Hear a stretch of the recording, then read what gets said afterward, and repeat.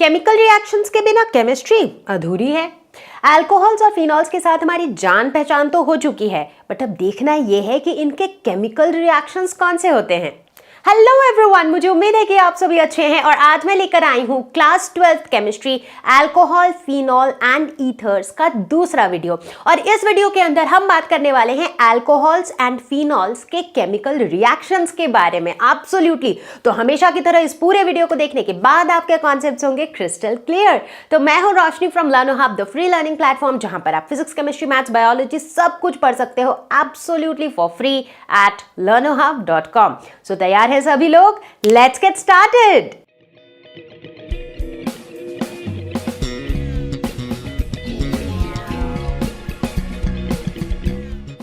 तो बच्चों, जितनी केमिस्ट्री हमने अभी तक पढ़ी है, इनफैक्ट जितनी ऑर्गेनिक केमिस्ट्री हमने अभी तक पढ़ी है, उससे हमें इतना तो पता है कि किसी भी चीज के केमिकल रिएक्शंस को समझने से पहले समझना पड़ता है उनके खुद की प्रॉपर्टीज, राइट? कि भाई कौन किसके साथ कैसे रिएक्ट कर सकता है, ये बताता है उसके खुद का प्रॉपर्टी, राइट?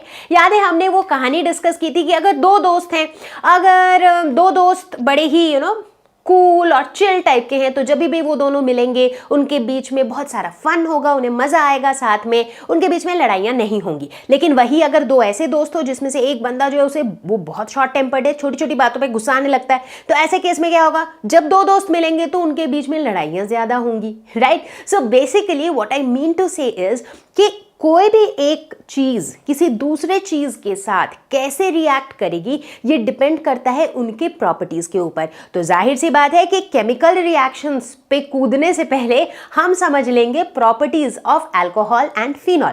तो शुरुआत करेंगे विथ फिजिकल प्रॉपर्टीज। तो फिजिकल प्रॉपर्टीज के अंदर हम डिस्कस करेंगे precisely physical state, boiling point, density and solubility के बारे में। तो बात करते हैं फिजिकल स्टेट की। तो फिजिकल स्टेट की अगर हम बात करें तो जो लोअर अल्कोहल्स होते हैं, लोअर अल्कोहल्स बोले तो मतलब अल्कोहल का जो सीरीज है, जैसे कि 1 कार्बन वाला अल्कोहल मिथेनॉल, 2 कार्बन वाला अल्कोहल इथेनॉल, 3 कार्बन वाला propanol and so on, right? तो इस वाले सीरीज में जो लोअर अल्कोहल्स हैं, मतलब जिनमें number of carbon atoms come है, समझ लो 12 से कम नंबर ऑफ कार्बन एटम्स, वो लोअर अल्कोहल्स हैं। तो जो लोअर अल्कोहल्स होते हैं वो जनरली कैसे होते हैं? Lower alcohols are colourless liquid at room temperature, ठीक है? अगर बात करें स्मेल की या टेस्ट की, तो उसमें भी हम देखते हैं कि जो लोअर अल्कोहल्स होते हैं उनमें एक प्लेजेंट स्मेल होता है और एक बर्निंग टेस्ट होता है। लेकिन वहीं अगर हम बात करें इंटरमीडिएट अल्कोहल्स की, इंटरमीडिएट मतलब जिनमें जो नंबर ऑफ कार्बन एटम्स हैं वो ना तो बहुत कम है और ना ही बहुत ज्यादा है, राइट? तो ये इंटरमीडिएट अल्कोहल्स जो होते हैं इनमें जो स्मेल होता है दैट इज अनप्लेजेंट। और अगर हम हायर अल्कोहल्स की बात करें जिनमें बहुत सारे कार्बन एटम्स होते हैं, तो उनमें ना तो टेस्ट होता है और ना ही स्मेल होता है। So they are tasteless and odourless. अब यहाँ पर स्क्रीन पे आपको एक स्ट्रक्चर दिख रहा है, ये क्या है तो अल्कोहल ही, क्योंकि देखो OH ग्रुप लगा हुआ है, लेकिन कैसा अल्कोहल है? ब्रांच्ड चेन अल्कोहल है, राइट? स्ट्रेट चेन नहीं है। तो अगर स्पेसिफिकली अगर IUPAC नॉमेनक्लेचर के हिसाब से नामकरण करे इसका, या फिर कॉमन नेम्स का सिस्टम भी तो सबको पता ही है। सो basically what is this? This is tertiary butyl alcohol, right? तो ये ब्रांच्ड अल्कोहल है। तो ऐसे वाले जो ब्रांच्ड अल्कोहल्स होते हैं दे आर ऑर्डरलेस सॉलिड, ये सॉलिड होते हैं और ये ऑर्डरलेस भी होते हैं। अब डिस्कस करेंगे हम अल्कोहल के बॉइलिंग पॉइंट के बारे में। तो हम नोटिस करते हैं कि जो लोअर अल्कोहल्स है उनका boiling point compare to other class of compounds थोड़ा हायर होता है। अदर क्लास ऑफ कंपाउंड्स बोले तो जैसे कि मान लो ईथर या हाइड्रोकार्बन या हैलो एल्केन्स, उनके मुकाबले जो हमारा लोअर अल्कोहल्स होता है, मतलब कंपेरेबल मॉलिक्यूलर मास का, बट स्टिल इनका बॉइलिंग पॉइंट, अल्कोहल का बॉइलिंग पॉइंट थोड़ा ज्यादा होता है। अब ऑब्वियस सा सवाल जो आपके दिमाग में आएगा वो है क्यों ज्यादा होता है बॉइलिंग पॉइंट? तो एक्चुअली अल्कोहल के अंदर देखा जाता है intermolecular hydrogen bonding. Hydrogen bonding क्यों? अल्कोहल क्या होता है? ROH, है ना? अब जैसे ही पिक्चर में OH आ गया, ऑक्सीजन जो कि हाईली इलेक्ट्रोनेगेटिव है, क्या करेगा? ऑक्सीजन और हाइड्रोजन के बीच के जो शेयर्ड इलेक्ट्रॉन है उसको अपनी तरफ खींचेगा, जिसकी वजह से ऑक्सीजन पे आ जाएगा एक पार्शियल नेगेटिव चार्ज, हाइड्रोजन पे आ जाएगा एक पार्शियल पॉजिटिव चार्ज, ठीक है। अब ये तो हो गई एक अल्कोहल की कहानी। अब जो इसका पड़ोसी मॉलिक्यूल है वो भी तो ROH ही है, उसके भी O के ऊपर स्लाइट नेगेटिव चार्ज है और H के ऊपर स्लाइट पॉजिटिव चार्ज है ना। होता कुछ यूं है कि इस वाले मॉलिक्यूल का जो O है जिसमें स्लाइटली नेगेटिव चार्ज है, ये अट्रैक्ट करता है दूसरे वाले यानी कि पड़ोसी मॉलिक्यूल के H को जिसके ऊपर स्लाइटली पॉजिटिव चार्ज है, और इस तरह से इनके बीच में बन जाता है हाइड्रोजन बॉन्डिंग। ठीक है। अच्छा, अगर हाइड्रोजन बॉन्डिंग बन गया तो क्या हुए, ये सारे मॉलिक्यूल्स जो है ना ये आपस में थोड़े ज्यादा स्ट्रांगली बंधे हुए हैं, है ना।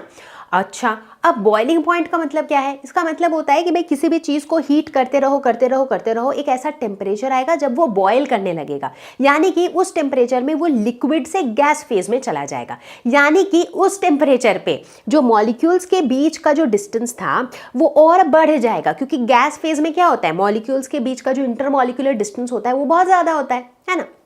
लेकिन अब इस केस में क्या है, चूंकि मॉलिक्यूल्स आपस में थोड़े ज़्यादा स्ट्रांगली बंधे हुए हैं तो ये वाला टेम्परेचर तुरंत नहीं आएगा, थोड़ा ज़्यादा देर तक हीट करना पड़ेगा, है ना। तो यानी कि जो बॉइलिंग पॉइंट होगा वो हायर होगा compare to other class of compounds. ठीक है, क्लियर हो गया। दूसरी बात जो नोटिस करने लायक है वो ये है कि जो बॉइलिंग पॉइंट है it increases with increase in molecular mass. मतलब अल्कोहल के अंदर भी जैसे जैसे मॉलिक्यूलर मास बढ़ेगा वैसे वैसे बॉइलिंग पॉइंट बढ़ेगा। ऐसा क्यों? क्योंकि जैसे जैसे मॉलिक्यूलर मास बढ़ता है वैसे वैसे अंदर का वैन डर वाल्स फोर्स भी बढ़ता है, राइट। अब वैन डर वाल्स फोर्स बढ़ता है तो उसी फोर्स को तो ओवरकम करना है लिक्विड से गैस में ले जाने के लिए, राइट। तो चूंकि वो फोर्स बढ़ता जा रहा है तो ऑब्वियसली तुम्हें उसे ज़्यादा देर तक हीट करना पड़ेगा, सो तुम्हारा बॉइलिंग पॉइंट बढ़ता जाएगा। तीसरी बात नोटिस करने लायक ये है कि बॉइलिंग पॉइंट जो है it decreases with increase in branching. अगर हम स्ट्रक्चर्स को देखें, जैसे जैसे ज़्यादा ब्रांच स्ट्रक्चर होते हैं वैसे वैसे क्या होता है, सरफेस एरिया कम हो जाता है। जैसे एक सिंपल सा एग्जांपल सोचो, मान लो एक 10 कार्बन वाला अल्कोहल है, ठीक है। अगर वो 10 कार्बन ऐसे एक स्ट्रेट चेन में लगे हुए हैं तो कुछ ऐसा होगा, बट अगर वो ब्रांच्ड फॉर्म में है तो शायद वो इतने में ही हो जाएगा, राइट। तो बेसिकली देखो, जैसे ही ब्रांचिंग हो रही है तो मेरा सरफेस एरिया कम हो जा रहा है। सरफेस एरिया कम हो गया तो वैन डर वाल्स फोर्सेस घट गए, वैन डर वाल्स फोर्सेस घट गए तो क्या हुआ, बॉइलिंग पॉइंट भी घट गया। सो दैट्स द रीजन कि ब्रांचिंग के बढ़ने से बॉइलिंग पॉइंट घट जाता है। तो अल्कोहल के बॉइलिंग पॉइंट के बारे में तो समझ में आ गया। What about phenols? Well, phenol के केस में भी अगर हम स्ट्रक्चर पे फोकस करें तो क्या होता है, फिनॉल में भी तो होता है OH, राइट। हाइड्रोक्सिल ग्रुप तो फिनॉल में भी होता है, और इसी हाइड्रोक्सिल ग्रुप के होने की वजह से फिनॉल के अंदर भी देखा जाता है हाइड्रोजन बॉन्डिंग। और चूंकि फिनॉल में भी होता है हाइड्रोजन बॉन्डिंग तो उस वजह से फिनॉल्स के केस में भी इनका जो बॉइलिंग पॉइंट होता है वो compare to other class of compounds जैसे हैलो एल्केन्स हुआ या हैलो एरीन्स हुआ ऑफ सिमिलर मॉलिक्यूलर मास, उनसे फिनॉल्स का बॉइलिंग पॉइंट ज्यादा होता है। ठीक है, जिस तरह से हमने अल्कोहल में बात करी कि जैसे जैसे मॉलिक्यूलर मास बढ़ता है वैसे वैसे बॉइलिंग पॉइंट बढ़ता है, वो कहानी फिनॉल्स के लिए भी ट्रू है, क्योंकि जैसे जैसे मॉलिक्यूलर मास बढ़ता है वैसे वैसे क्या होता है, वैन डर वाल्स फोर्स भी बढ़ता है। अगर वैन डर वाल्स फोर्स बढ़ेगा तो उस फोर्स को ब्रेक करने के लिए हमें ज्यादा देर तक हीट करना पड़ेगा, राइट। तो यानी कि बॉइलिंग पॉइंट भी बढ़ेगा। अब बात करेंगे हम सॉल्युबिलिटी की। तो अभी अभी हमने देखा कि अल्कोहल फिनॉल के केस में क्या बनने की एबिलिटी होती है, उनमें हाइड्रोजन बॉन्डिंग की एबिलिटी होती है। क्यों?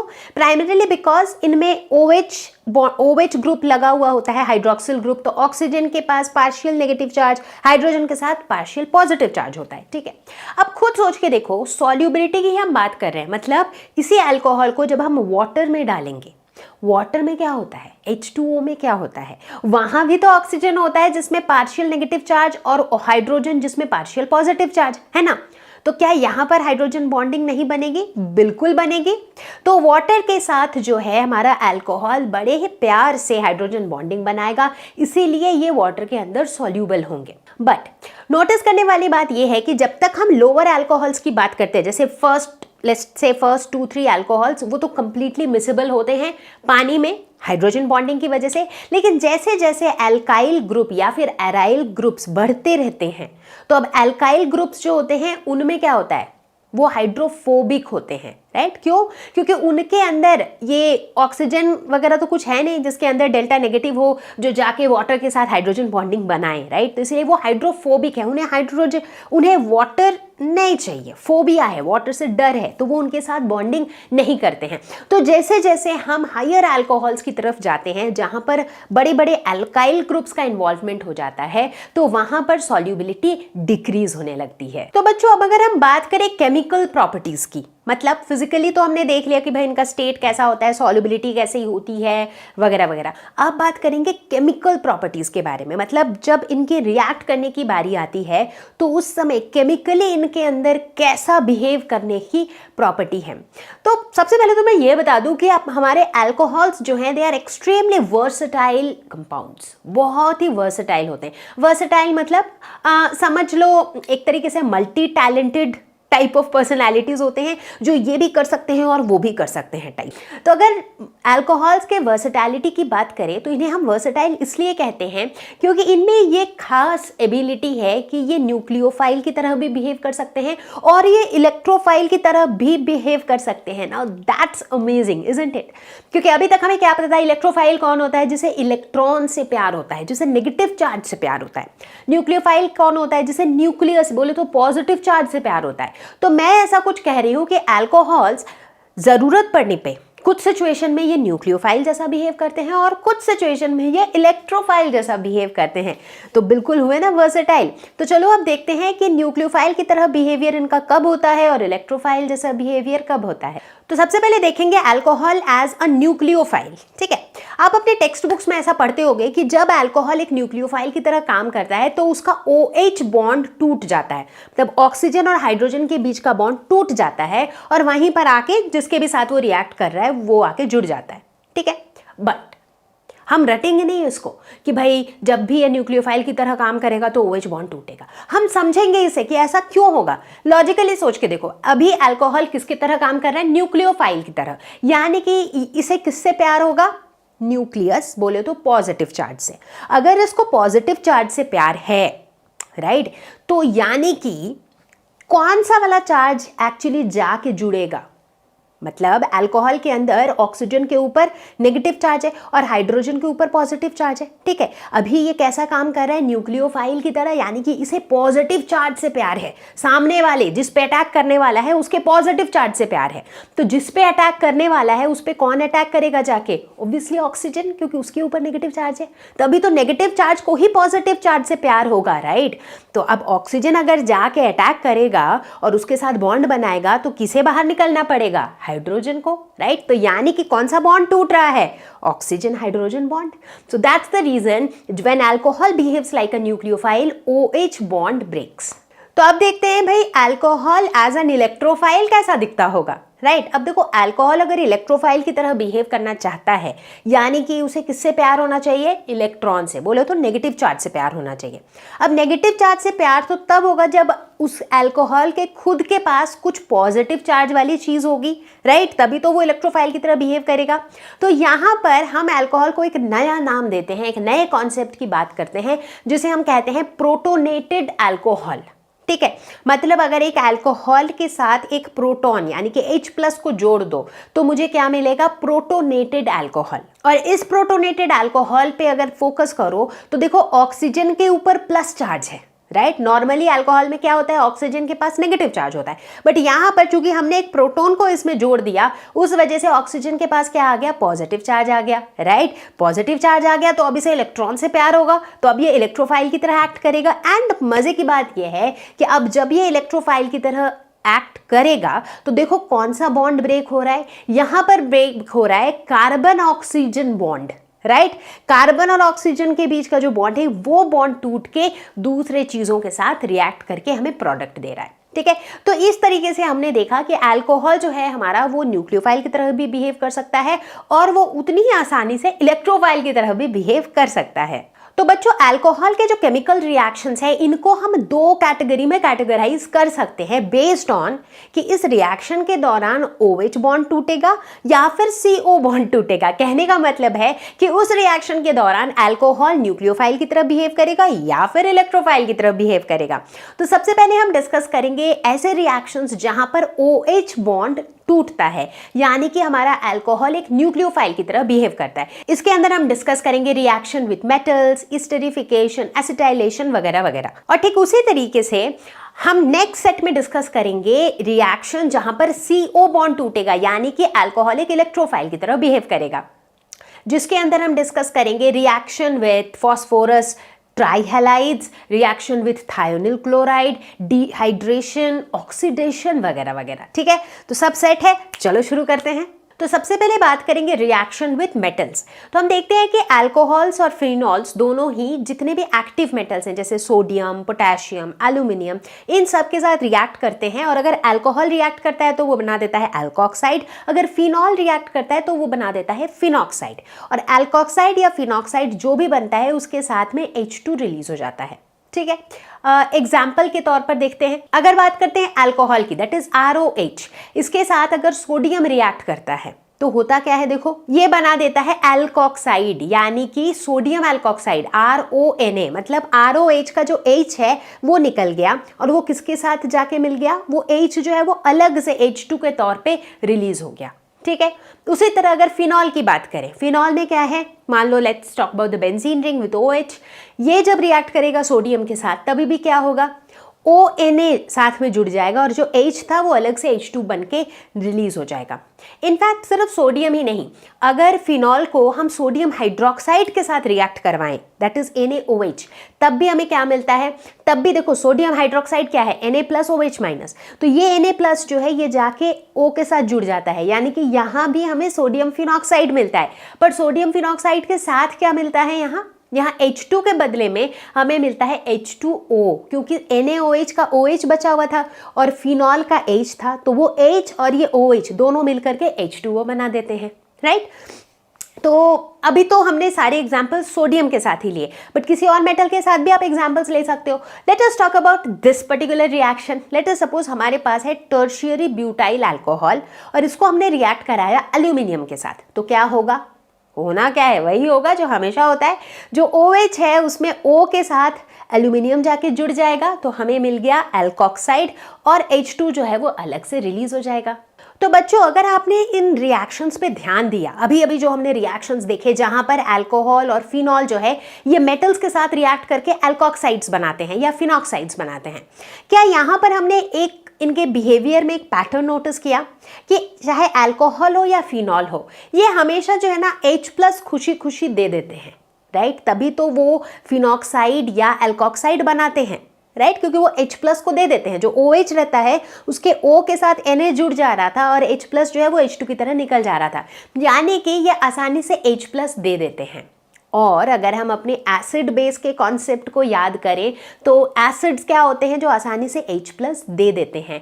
दिस टेल्स अस कि अल्कोहल्स और फिनॉल्स जो होते हैं ये एसिडिक नेचर के होते हैं, so they actually behave like Bronsted acids.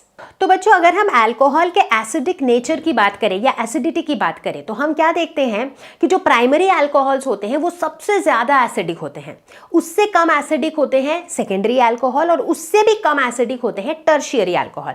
सवाल उठता है क्यों, ऐसा क्यों होता है कि जो प्राइमरी अल्कोहल्स हैं ये सबसे ज़्यादा एसिडिक होते हैं?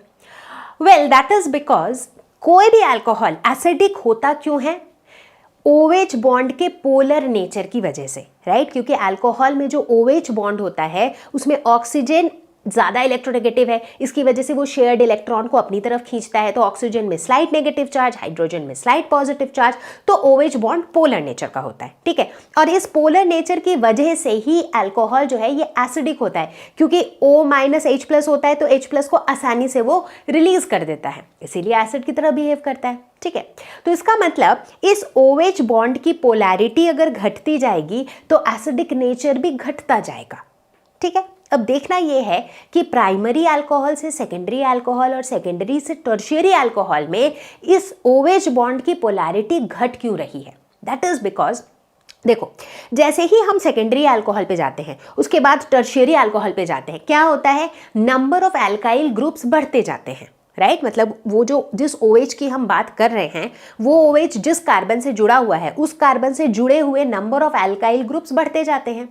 एल्काइल ग्रुप्स क्या होते हैं, they are electron releasing groups. ठीक है।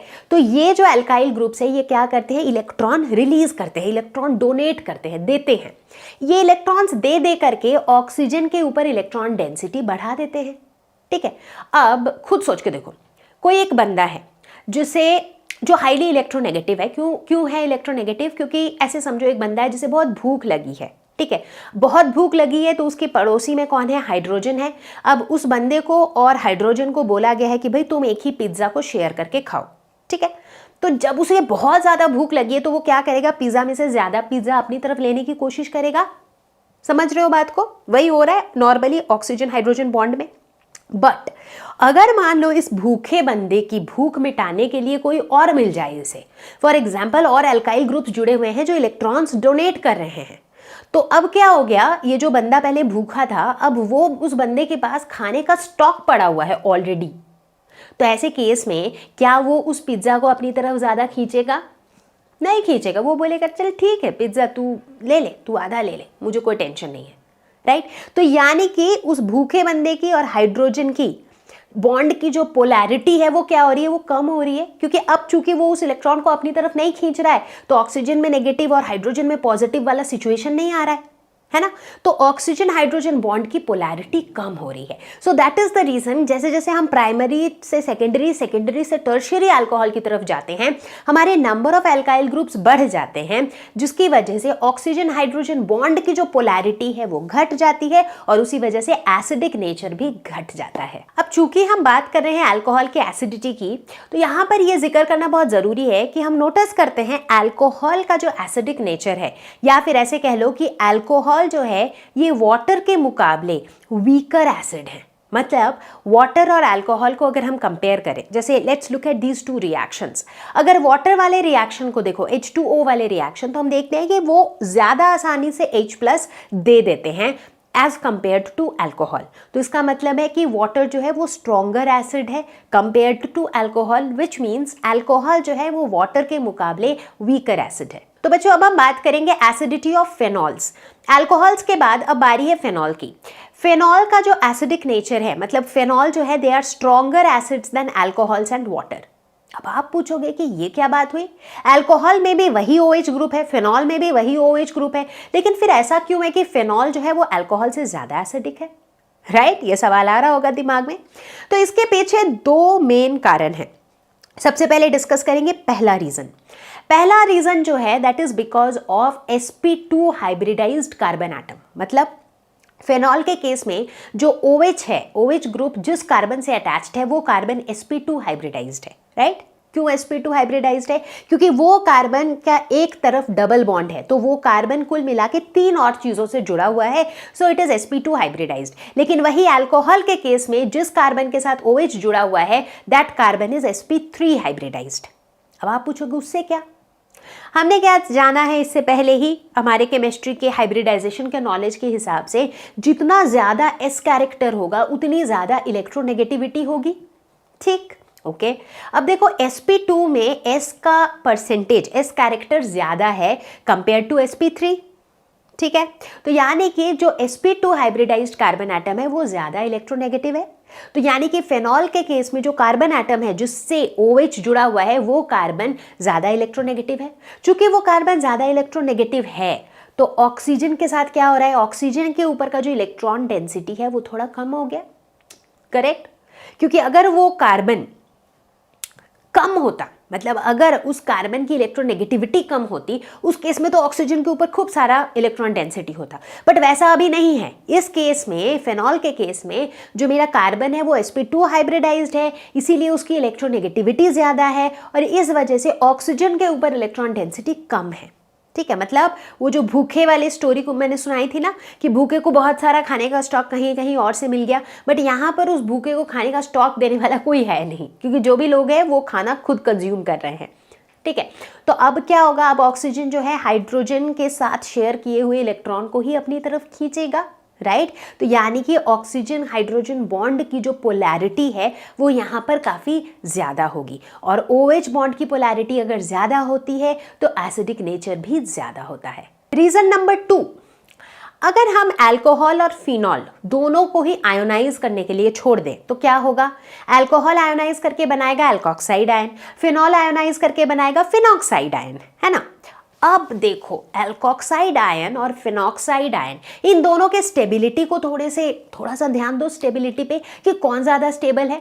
अगर अल्कोक्साइड आयन की बात करो तो वहाँ पर जो नेगेटिव चार्ज है वो ऑक्सीजन के ऊपर लोकलाइज्ड है, मतलब वो ऑक्सीजन के ऊपर ही है और कहीं नहीं भाग रहा है। लेकिन अगर फिनॉक्साइड आयन की मैं बात करूं तो वहां पर ऑक्सीजन के ऊपर का जो नेगेटिव चार्ज है वो लोकलाइज्ड नहीं है, वो डीलोकलाइज्ड है। बेंजीन रिंग के अंदर ये जो ऑल्टरनेट डबल बॉन्ड्स होते हैं ये क्या शो करते हैं कि इनके पास पाई इलेक्ट्रॉन्स होते हैं जो डीलोकलाइज्ड होते हैं, जो घूमते रहते हैं इधर उधर, और इन डीलोकलाइज्ड इलेक्ट्रॉन्स की वजह से यहाँ पर हमें रेजोनेटिंग स्ट्रक्चर्स मिलते हैं जिसकी वजह से इनकी स्टेबिलिटी अधिक होती है। सो ओवरऑल कहानी का सार ये है कि फिनॉक्साइड आयन ज़्यादा स्टेबल है। चूंकि फिनॉक्साइड आयन ज़्यादा स्टेबल है तो फिनॉल का ionization will be more favoured, क्योंकि ऑब्वियस सी बात है ना, जिस भी प्रोसेस से ज़्यादा स्टेबल चीज़ें बनती है वो उस प्रोसेस को हम ज़्यादा फेवर करते हैं कि भाई होने दो क्योंकि इससे स्टेबल चीज़ें बन रही है। तो कुछ वैसा ही यहाँ पे हो रहा है, तो इसी वजह से फेनॉल का जो आयोनाइजेशन है दैट इज फेवर्ड मोर। अब अगर फेनॉल का आयोनाइजेशन ज़्यादा फेवर किया जा रहा है इसका मतलब क्या है? इन अ वे अगर फेनॉल जो है वो आयोनाइज हो रहा है तो वो फिनॉक्साइड आयन बना ही रहा है और साथ ही साथ H+ को रिलीज कर रहा है। दैट मीन्स उसका एसिडिक नेचर क्या हो रहा है? बढ़ रहा है। अब चूंकि हम फेनॉल की एसिडिटी के बारे में बात कर ही रहे हैं तो इट इज़ इम्पॉर्टेंट कि हम सब्स्टिट्यूटेड फिनॉल्स की भी बात करें कि क्या होगा अगर फिनॉल के स्ट्रक्चर में ही अगर एक और कोई ग्रुप अटैच्ड हो, उससे फेनॉल के एसिडिक नेचर में क्या फ़र्क पड़ेगा। अब देखो दो तरह के ग्रुप्स अटैच्ड हो सकते हैं। अगर तो मान लो कोई इलेक्ट्रॉन विड्रॉइंग ग्रुप अटैच्ड हो, जैसे कि NO2 नाइट्रो ग्रुप जो इलेक्ट्रॉन को खींच लेता है, इलेक्ट्रॉन विड्रॉ कर लेता है, ठीक है, इलेक्ट्रॉन देता नहीं है, इलेक्ट्रॉन को ले लेता है। तो ऐसे केस में क्या होगा? इलेक्ट्रॉन विड्रॉइंग ग्रुप के होने की वजह से इलेक्ट्रॉन्स वो अपनी तरफ खींच लेगा, जिसकी वजह से ऑक्सीजन के ऊपर इलेक्ट्रॉन डेंसिटी कम रहेगी। ऑक्सीजन के ऊपर अगर इलेक्ट्रॉन डेंसिटी कम रहेगी तो ऑक्सीजन क्या करेगा? हाइड्रोजन के साथ जो शेयर्ड इलेक्ट्रॉन है उसी को अपनी तरफ खींचेगा। तो मतलब ऑक्सीजन हाइड्रोजन बॉन्ड का जो पोलैरिटी है वो बढ़ेगा। अगर ऑक्सीजन हाइड्रोजन बॉन्ड की पोलैरिटी बढ़ेगी तो इसका मतलब है एसिडिक नेचर क्या होगा? बढ़ेगा, राइट। तो इसका मतलब अगर कोई इलेक्ट्रॉन विड्रॉइंग ग्रुप अटैच्ड होगा तो उससे क्या होगा? एसिडिक नेचर इंक्रीज होगा फिनॉल का। इनफैक्ट ये जो इफेक्ट है, ये जो इंक्रीज इन एसिडिक नेचर है, ये और ज्यादा प्रोमिनेंट हो जाएगा अगर ये इलेक्ट्रॉन विड्रॉइंग ग्रुप ऑर्थो या पैरा पोजीशन पर है। क्यों? इसका जवाब देता है रेजोनेटिंग स्ट्रक्चर्स, राइट। देखो जो डीलोकलाइज्ड इलेक्ट्रॉन्स हैं वो कुछ इस स्टाइल से घूमते हैं कि उनका इफेक्ट कहाँ पर ज़्यादा दिखता है? ऑर्थो एंड पैरा पोजीशन पे। इनफैक्ट इसको हमने बहुत बार पहले भी डिस्कस किया है। ओके चलो कहानी को आगे बढ़ाते हैं कि मैम नहीं, मान लो इलेक्ट्रॉन विड्रॉइंग ग्रुप ना हो के इलेक्ट्रॉन रिलीजिंग ग्रुप हुआ तो एग्जैक्टली उल्टा होगा, क्योंकि जहां इलेक्ट्रॉन रिलीजिंग ग्रुप अटैच्ड होगा जैसे कि एल्काइल ग्रुप्स, तो ऐसे ग्रुप क्या करेंगे? इलेक्ट्रॉन रिलीज करेंगे और इलेक्ट्रॉन्स दे देंगे, तो ऑक्सीजन के ऊपर की इलेक्ट्रॉन डेंसिटी और बढ़ जाएगी। तो ऑक्सीजन बोलेगा कि भाई हाइड्रोजन तुम्हारे साथ जो शेयर किया था ना इलेक्ट्रॉन, उसे मुझे खींचने की अब जरूरत नहीं है। दैट मीन्स ऑक्सीजन हाइड्रोजन के बॉन्ड की जो पोलैरिटी है वो घट जाएगी, तो एसिडिक नेचर जो है वो भी घट जाएगा। In fact this is the reason कि क्रीसॉल का जो एसिडिक नेचर है वो फेनॉल से कम है, मतलब cresols are less acidic than phenol. अब आपको इसका आंसर पता है? अब तो पता है, क्योंकि क्रीसॉल में क्या होता है? क्रीसॉल में अटैच्ड होते हैं एल्काइल ग्रुप्स, और एल्काइल ग्रुप्स चूंकि इलेक्ट्रॉन रिलीजिंग ग्रुप्स होते हैं तो वो ऑक्सीजन के ऊपर की इलेक्ट्रॉन डेंसिटी को बढ़ा देते हैं, जिसकी वजह से ऑक्सीजन हाइड्रोजन बॉन्ड की जो पोलैरिटी है वो घट जाती है और उसी के वजह से उसका एसिडिक नेचर जो है वो भी घट जाता है। तो बच्चों अब डिस्कस करेंगे हम अगला रिएक्शन विच इज ईस्टरिफिकेशन। ईस्टरिफिकेशन देखो नाम से पता चल रहा है ये एक ऐसा प्रोसेस है जिस प्रोसेस के दौरान हम ईस्टर्स बनाते हैं। किससे बनाएंगे? ऑब्वियसली अल्कोहल और फिनॉल से बनाएंगे, क्योंकि अभी हम अल्कोहल फिनॉल के रिएक्शंस पढ़ रहे हैं। किसके साथ रिएक्ट करके बनाएंगे ईस्टर्स?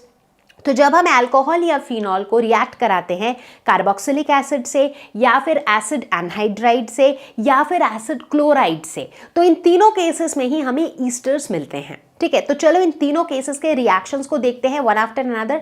सबसे पहले देखेंगे हम रिएक्शन ऑफ अल्कोहल या phenol with carboxylic acid. Carboxylic acid है, कैसे पता चलता है? जहां पर भी COOH ग्रुप लगा हुआ हो, इसका मतलब वो कार्बोक्सिलिक एसिड है। ठीक है, ये रिएक्शन होता है इन presence of small amount of concentrated sulphuric acid. इस रिएक्शन के दौरान हम देखते हैं कि H और OH, मतलब अगर हमारे दोनों रिएक्टेंट्स को देखो, एक तो कार्बोक्सिलिक एसिड है और दूसरा क्या है? अल्कोहल या फिनॉल। इन दोनों में से H और OH निकल करके H2O बना देते हैं और बाकी जो बचा हुआ होता है वो सब कुछ मिल करके हमें बना देता है एक ईस्टर। दूसरा अब हम देखते हैं रिएक्शन विद एसिड क्लोराइड्स। तो हम देखते हैं कि जब हम एसिड क्लोराइड के साथ, क्लोराइड है तो ऑब्वियसली Cl ग्रुप उसमें अटैच्ड है, इसको जब हम रिएक्ट कराते हैं अल्कोहल या फिनॉल के साथ, तो वहां पे क्या होता है? वहां पर अल्कोहल या फिनॉल में से H+ निकल के आता है, इस एसिड क्लोराइड में से Cl निकल के आता है और ये दोनों मिल करके बना देते हैं HCl और बाकी बची हुई चीजें साथ में मिलकर बनाती हैं ईस्टर। अब इस रिएक्शन के दौरान हम देखते हैं कि क्या हो रहा है, प्रोडक्ट में जो हमारा मेन प्रोडक्ट है दैट इज ईस्टर, उसके साथ खूब सारा HCl भी प्रोड्यूस हो रहा है, राइट। तो अब इस HCl को भाई कैसे कंट्रोल में लाया जाए? अब चूंकि वो एसिड है तो एसिड को न्यूट्रलाइज कौन कर सकता है? बेस। तो इसीलिए ये जो रिएक्शन है, this reaction occurs in presence of a base. और वो बेस कौन सा हम यूज करते हैं? यहां पर हम पायरिडीन यूज करते हैं विच इज अ बेस, ताकि वो HCl को न्यूट्रलाइज करता रहे। और HCl को अगर वो न्यूट्रलाइज करता रहेगा, मतलब HCl को वो खाता जाएगा, तो क्या होगा? मेरा रिएक्शन जो है वो फॉरवर्ड डायरेक्शन में चलता जाएगा, यानी कि ईस्टर बनने का जो ये प्रोसेस है ये चलता रहेगा। तीसरा रिएक्शन है रिएक्शन विद एसिड एनहाइड्राइड्स। सबसे पहले तो एसिड एनहाइड्राइड्स होते क्या है? एनहाइड्राइड्स बेसिकली होते हैं acyl group, O acyl group. Acyl group मतलब RCO, तो R इज अल्काइल ग्रुप, तो RCO दो ऐसे एसाइल ग्रुप जब बीच में एक ऑक्सीजन के साथ अटैच्ड होते हैं, so that is how acid anhydride looks like. ठीक है, तो जब एसिड एनहाइड्राइड के साथ रिएक्शन होता है तो वहां पर हमें ईस्टर तो मिलता ही है और उसके साथ हमें मिलता है एक कार्बोक्सिलिक एसिड। ठीक है, ये वाला रिएक्शन भी जो है it takes place in presence of small amount of concentrated sulphuric acid. तो बच्चों अब हम पढ़ेंगे अल्कोहल, फिनॉल्स एंड ईथर्स के प्रिपरेशन, प्रॉपर्टीज एंड रिएक्शंस।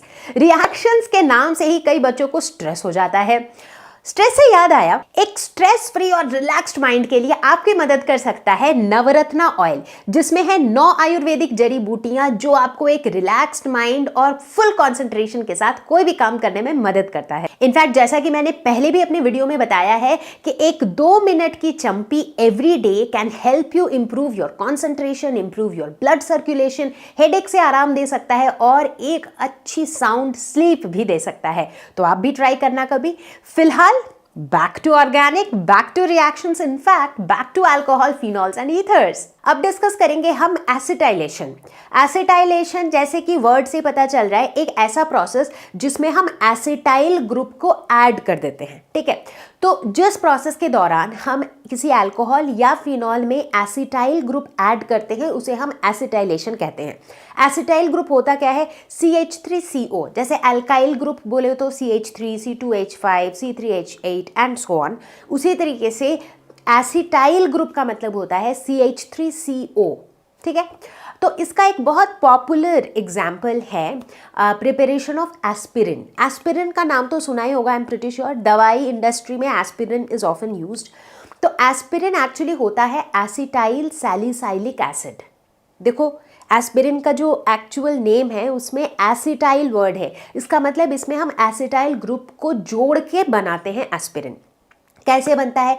तो एस्पिरिन बनाने के लिए हम लेते हैं salicylic acid. So salicylic acid is basically benzene ring जिसमें एक OH हाइड्रोक्सिल ग्रुप लगा हुआ है और एक COOH कार्बोक्सिलिक एसिड ग्रुप लगा हुआ है। तो इस सैलिसाइलिक एसिड के में जब हम एसिटाइलेशन करते हैं, मतलब इसके साथ एक COCH3 ऐड करते हैं, तो हमें क्या मिलता है? हमें मिलता है एस्पिरिन। इनफैक्ट अगर हम गौर से देखें तो ये जो एसिटाइल सैलिसाइलिक एसिड है ये एक तरीके से एसिटिक एसिड डेरिवेटिव है किसका? सैलिसाइलिक एसिड का। तो प्यारे बच्चों अब हम बात करने वाले हैं हमारे नेक्स्ट सेट ऑफ रिएक्शंस के बारे में, यानी कि ऐसे रिएक्शंस जहां पर CO बॉन्ड का क्लीवेज होता है, कार्बन ऑक्सीजन बॉन्ड टूटता है। ठीक है, तो सबसे पहले तो इस तरह के कार्बन ऑक्सीजन बॉन्ड क्लीवेज होने वाले रिएक्शंस जो हैं ये हमें अल्कोहल्स में देखने को मिलते हैं और फेनॉल्स में देखने को बहुत कम मिलते हैं। इनफैक्ट फेनॉल्स में ऐसे रिएक्शन हमें सिर्फ जिंक के साथ मिलते हैं, बट अदरवाइज फेनॉल्स के साथ ये रिएक्शंस नहीं होते हैं। तो सबसे बड़ा सवाल, क्यों ऐसा क्यों है कि ऐसे रिएक्शंस अल्कोहल के होते हैं और फेनॉल के नहीं होते हैं?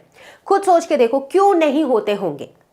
इस तरह के रिएक्शन में किसे टूटना है? कार्बन ऑक्सीजन बॉन्ड को। अगर ये रिएक्शन किसी के साथ नहीं हो रहा है, इसका मतलब उसके केस में कार्बन ऑक्सीजन बॉन्ड जो है काफी तगड़ा है, काफी मजबूत है, इसीलिए उसे तोड़ना मुश्किल होता होगा, राइट? यही लॉजिक लगा सकते हैं हम, और कुछ हद तक यही लॉजिक करेक्ट है। तो अगर हम फिनॉल की बात करें तो फिनॉल में होता यह है कि रेजोनेंस की वजह से इसमें क्या है, इसमें जो डीलोकलाइज्ड पाई इलेक्ट्रॉन्स हैं ये इधर उधर भागते रहते हैं, उसकी वजह से हमें इसमें रेजोनेंस देखने को मिलता है, रेजोनेटिंग स्ट्रक्चर्स होते हैं। और अगर फेनॉल के रेजोनेटिंग स्ट्रक्चर्स को आप देखो तो आप क्या देखोगे कि ये जो कार्बन और ऑक्सीजन के बीच का बॉन्ड है ना, इसमें पार्शियली डबल बॉन्ड कैरेक्टर है, राइट? मतलब ये प्योर सिंगल बॉन्ड नहीं है, इसमें थोड़ा सा डबल बॉन्ड वाला कैरेक्टर है, विच एक्चुअली मीन्स कि डबल बॉन्ड जो है वो एनीवे सिंगल बॉन्ड से ज़्यादा स्टेबल होता है। तो कार्बन ऑक्सीजन बॉन्ड इनके केस में ज़्यादा स्टेबल होता है, तो भाई तोड़ना तो मुश्किल है ना? तो इसी वजह से इस तरह के रिएक्शंस फिनॉल में देखने को नहीं मिलते हैं। तो चलो अब देर किस बात के, कुछ ऐसे रिएक्शंस देखते हैं जहां पर अल्कोहल के साथ ही सही कुछ ऐसे रिएक्शंस देखेंगे जहां पर कार्बन ऑक्सीजन बॉन्ड का क्लीवेज होगा। तो बच्चों सबसे पहले शुरुआत करेंगे with reaction with hydrogen halides. Hydrogen halides बोले तो HX, मतलब X could be chlorine, bromine, iodine वगैरह, ठीक है? तो होता कुछ यूं है कि जैसे ही हम अल्कोहल यानी कि ROH को रिएक्ट करवाते हैं हाइड्रोजन हैलाइड यानी कि HX के साथ, तो हमें मिलता है अल्काइल हैलाइड यानी कि RH। ये जो है दोनों साथ में आ जाते हैं और साथ में निकल जाता है H2O, ठीक है? तो इस तरह का कुछ हमें रिएक्शन देखने को मिलता है। अब इस रिएक्शन की खास बात ये होती है कि अगर मेरा अल्कोहल प्राइमरी अल्कोहल है या सेकेंडरी अल्कोहल है या टर्शियरी अल्कोहल है, तो उनका जो बिहेवियर है वो अलग अलग होते हैं विथ हाइड्रोजन हैलाइड्स। और यहीं से हम इनके बीच में डिस्टिंग्विश कर सकते हैं कि भाई जो मेरा अल्कोहल है वो प्राइमरी है, सेकेंडरी है या टर्शियरी है। इनफैक्ट इस टेस्ट का एक अलग से नाम दिया गया है विच इज़ ल्यूकस टेस्ट, ठीक है? तो चलो ल्यूकस टेस्ट को थोड़ा और डिटेल में समझते हैं। तो ल्यूकस टेस्ट की कहानी शुरू होगी किसके साथ? ल्यूकस रिएजेंट के साथ। तो ल्यूकस रिएजेंट होता है कॉन्सेंट्रेटेड HCl एंड ZnCl2, इनके मिक्सचर को हम ल्यूकस रिएजेंट कहते हैं। तो देखो क्या है, HCl is what? HCl is hydrogen halide, इसीलिए इस कॉन्टेक्स्ट में ल्यूकस टेस्ट की हम बात कर रहे हैं। तो ये ल्यूकस जो वर्ड है ये आया था after the name of the scientist Howard Lucas. और ये टेस्ट एक ऐसा टेस्ट होता है जिसके बेसिस पर हम अल्कोहल्स को क्लासिफाई कर सकते हैं कि भाई ये जो गिवन अल्कोहल है ये प्राइमरी है, सेकेंडरी है या टर्शियरी है। किस बेसिस पे क्लासिफाई करते हैं? सो नॉर्मली होता कुछ यूँ है कि जो अल्कोहल्स हैं वो ल्यूकस रिएजेंट में डिज़ोल्व कर जाता है, लेकिन उनके जो हैलाइड्स होते हैं वो इमिसिबल होते हैं, मतलब हैलाइड्स जो है वो उसमें मिक्स नहीं होते हैं। तो इसी के आधार पे हम अल्कोहल्स को प्राइमरी, सेकेंडरी और टर्शियरी में क्लासिफाई करते हैं। कैसे? शुरुआत करेंगे प्राइमरी अल्कोहल के साथ। सो प्राइमरी अल्कोहल्स जो होते हैं उनके हैलाइड्स जो हैं दे do not produce turbidity eight room temperature. Turbidity बोले तो मान लो आप एक ग्लास में पानी लेते हो, ठीक है? जब आप उस एक ग्लास पानी में चीनी मिलाओगे तो क्या होगा? चीनी उस पानी में पूरी तरह से डिसॉल्व हो जाएगा, करेक्ट? लेकिन मान लो उसी पानी में अगर आप थोड़ा सा मड डाल देते हो या सैंड डाल देते हो, राइट?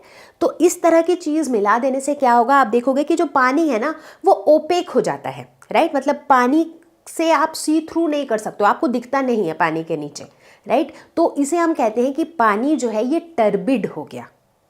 समझ आई बात? तो पानी टर्बिड जनरली ज़्यादा तब होगा जब उसमें हम ऐसी चीज़ को मिलाते हैं which is immiscible in water. जो मिक्स नहीं हो रहा है वो डेफिनेटली वाटर को टर्बिड बना देगा, ठीक है? तो जब हम प्राइमरी अल्कोहल्स की बात करते हैं तो वहाँ पे हम देखते हैं कि टर्बिडिटी प्रोड्यूस नहीं होती है एट रूम टेम्परेचर, ठीक है? बात अगर करें सेकेंडरी अल्कोहल की तो उनके हैलाइड्स के साथ सीन कुछ ऐसा रहता है कि टर्बिडिटी प्रोड्यूस तो होती है बट तुरंत नहीं, it takes some time to produce the turbidity, ठीक है? और जो तीसरा है यानी कि टर्शियरी अल्कोहल, उनके साथ इंस्टेंटली टर्बिडिटी प्रोड्यूस हो जाती है। मतलब जैसे ही आप उसके हैलाइड को, टर्शियरी अल्कोहल का जो हैलाइड है ना, उसको जैसे ही आप ल्यूकस रिएजेंट के साथ मिक्स करोगे, सो immediately you will see what, it produces turbidity. तो इस तरीके से using the Lucas reagent and noticing कि भाई टर्बिडिटी प्रोड्यूस हो रहा है, लेट से हो रहा है या तुरंत हो रहा है, you can decide whether the given alcohol is primary, secondary और टर्शियरी, और इसे ही हम कहते हैं ल्यूकस टेस्ट। अब बारी है रिएक्शन विथ फॉस्फोरस ट्राइहैलाइड। क्या याद है किसी को कि ये रिएक्शन हमने कहाँ पढ़ा था, जिसमें हम अल्कोहल को रिएक्ट करवा रहे थे फॉस्फोरस ट्राइहैलाइड के साथ। जैसे मान लो अल्कोहल को रिएक्ट कराया विथ फॉस्फोरस ट्राइब्रोमाइड यानी कि PbR3, तो क्या बनता था? सोचो सोचो सोचो। एग्जैक्टली तो बनता था अल्काइल हैलाइड, या फिर इस केस में अगर PbR3 से रिएक्ट करा रहे हैं तो अल्काइल ब्रोमाइड। अब बताओ कहाँ पे पढ़ा था इसको? Absolutely preparation of alkyl halides में, या फिर प्रिपरेशन ऑफ हैलो एल्केन्स, उस टॉपिक के अंदर हमने इस रिएक्शन को पढ़ा था। तो यहाँ पर भी रिएक्शन तो एज इट इज ही रहेगा। जब हम फॉस्फोरस ट्राइहैलाइड के साथ रिएक्ट कराते हैं अल्कोहल को, तो हमें मिलता है अल्काइल हैलाइड और साथ में निकल जाता है H3PO3। तो बच्चों अगला रिएक्शन है reaction with thionyl chloride, that is SOCl2। ठीक है, इस रिएक्शन को भी हमने पढ़ा था during preparation of haloalkanes. तो जब हम अल्कोहल को रिएक्ट कराते हैं SOCl2 के साथ, तभी भी हमें अल्काइल हैलाइड मिलता है और साथ में मिलता है SO2 और HCl। इनफैक्ट ये वाला जो मेथड होता है ना, ये एक प्रेफर्ड मेथड होता है हैलो एल्केन्स को बनाने के लिए। इसको भी हमने पहले उस वीडियो में डिस्कस किया था। और ये प्रेफर्ड मेथड क्यों होता है? चलो जिन्होंने वो वीडियो देखा है फटाफट से बता दो क्यों होता है ये प्रेफर्ड मेथड। चलो मैं ही बता देती हूँ।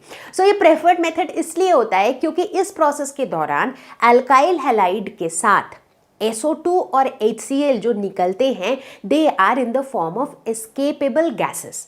तो इससे हमें आराम क्या होता है कि भाई हमें जो प्रोडक्ट मिलता है ना, वो बिल्कुल प्योर अल्काइल हैलाइड मिलता है, क्योंकि बाकी तो जो दोनों गैसेस हैं वो तो एस्केप हो जाती हैं, राइट। सो मतलब वो अपना सेपरेट निकलती हैं। So that ways we get just what we need, that is alkyl halide. तो ये था हमारा रिएक्शन विथ थायोनिल क्लोराइड। अब अगला रिएक्शन हम डिस्कस करेंगे डिहाइड्रेशन। डिहाइड्रेशन का मतलब क्या होता है? हम डिहाइड्रेट हो जाते हैं गर्मियों में, मतलब हमारी बॉडी के अंदर पानी कम हो जाता है, राइट। तो डिहाइड्रेशन का मतलब होता है वाटर का हट जाना, रिमूवल ऑफ वाटर, उसे हम डिहाइड्रेशन कहते हैं। तो अल्कोहल का डिहाइड्रेशन कब होता है? और या फिर ऐसे सोचो कि अल्कोहल में से अगर हम पानी निकाल लें, H2O निकाल लें, तो हमें क्या मिलेगा? तो वेल अल्कोहल में से अगर हम वाटर निकाल लें तो हमें मिलता है alkene. Yes, alkene. But alcohol में से पानी निकालेगा कौन? सो अल्कोहल में से पानी निकालने के लिए हमें ज़रूरत पड़ती है एक प्रोटिक एसिड की, मतलब एक ऐसा एसिड जो आसानी से एक प्रोटॉन रिलीज कर दे, जो आसानी से एक H+ दे दे, जैसे कि कॉन्सेंट्रेटेड H2SO4 सल्फ्यूरिक एसिड, या फिर concentrated let's say H3PO4 phosphoric acid. तो इस तरह के प्रोटिक एसिड्स का हम यूज़ करते हैं। तो रिएक्शन हमारा कुछ ऐसा होता है कि एक अल्कोहल लिया, ओके, इस अल्कोहल के साथ हमने रिएक्ट कराया किसको? एक प्रोटिक एसिड को। तो क्या होगा? इस अल्कोहल में से H और OH ये दोनों निकल आएंगे। HOH मिलके क्या बनाता है? H2O। तो बेसिकली इस अल्कोहल में से H और OH निकल के आ गए, H2O बना लिया, तो डिहाइड्रेट हो गया। तो अब ये अल्कोहल में बचा क्या? अब भाई H चला गया, OH चला गया, बट उसकी जगह लेने के लिए कोई और नहीं आया। लेकिन भाई दोनों कार्बन सोच रहे हैं कि हमको तो अपनी टेट्रावैलेंसी पूरी करनी है, तो हम क्या करें? क्या करें हम? हमारे पास एक ही चॉइस है कि भाई कार्बन कार्बन हम लोग दोनों आपस में डबल बॉन्ड बना लेते हैं, है ना। तो जैसे ही कार्बन कार्बन ने डबल बॉन्ड बना लिया तो मुझे क्या मिल गया? एल्कीन मिल गया। So that is why I said कि अल्कोहल में से अगर वाटर हटा दोगे, डिहाइड्रेट करवा दोगे, तो तुम्हें मिलेगा एल्कीन। तो चलो अब लेते हैं कुछ स्पेसिफिक एग्जांपल्स। लो लेट अस सपोज कि अल्कोहल के नाम पे हमारे पास है इथाइल अल्कोहल, ठीक है। इथाइल अल्कोहल को जब हम रिएक्ट करवाते हैं एक प्रोटिक एसिड, जैसे कि let's say H2SO4 sulphuric acid आसानी से H+ दे देता है at a temperature of 443 kelvin, तो हमें क्या मिलता है? जैसा कि मैंने बोला था, H और OH मिलके H2O बन के निकल जाएंगे, डिहाइड्रेशन, वाटर रिमूव हो रहा है, और मुझे मिल जाएगा इथीन। तो इथेनॉल से शुरुआत हुई थी, तो इसीलिए यहाँ पे मिलता है इथीन, ठीक है। तो ये हमारा एक जनरल फ्लो है ये डिहाइड्रेशन ऑफ अल्कोहल्स के रिएक्शन का, ठीक है। अब देखने वाली बात ये है कि जो सेकेंडरी अल्कोहल और टर्शियरी अल्कोहल्स होते हैं वो भी ये सेम रिएक्शन अंडरगो करते हैं, लेकिन at milder conditions. Milder conditions बोले तो यानी कि कम टेम्परेचर पे ही डिहाइड्रेशन हो जाता है अगर हम सेकेंडरी या टर्शियरी अल्कोहल की बात करें, यानी कि जो एसिड है ना वो भी पूरा कॉन्सेंट्रेटेड एसिड की जरूरत नहीं पड़ती है, जैसे 40% 20% ऑफ द एसिड से ही हमारा काम हो जाता है, ठीक है। जैसे कि let's look at this reaction. तो यहां पर देखो जो अल्कोहल है वो एक सेकेंडरी अल्कोहल है, इसीलिए देखो यहां पर हमने जो एसिड यूज किया है that is H3PO4 which is phosphoric acid, लेकिन 85% ऑफ फॉस्फोरिक एसिड, मतलब पूरा 100% की जरूरत भी नहीं है, 85% फॉस्फोरिक एसिड से ही हमारा काम हो गया है। अगर टेम्परेचर की बात करें तो टेम्परेचर भी स्लाइटली कम है विच इज 440 केल्विन।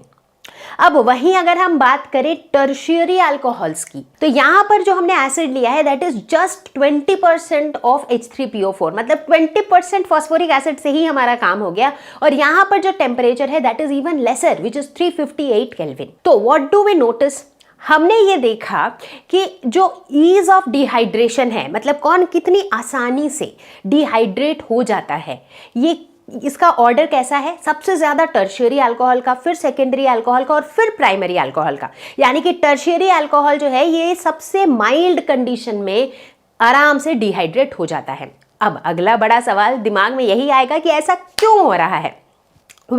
ऐसा हो इसलिए रहा है क्योंकि जब हम इस रिएक्शन के मैकेनिज्म को देखेंगे कि भाई रिएक्शन स्टेप बाय स्टेप कैसे हो रहा है ये डिहाइड्रेशन, तो हम देखेंगे कि इस रिएक्शन के दौरान बनता है कार्बोकैटायन, ठीक है। और हमें क्या पता है कि जो 3 डिग्री कार्बोकैटायन होता है वो ज़्यादा स्टेबल होता है, उससे कम स्टेबल होता है 2 डिग्री कार्बोकैटायन, और उससे भी कम स्टेबल होता है 1 डिग्री कार्बोकैटायन।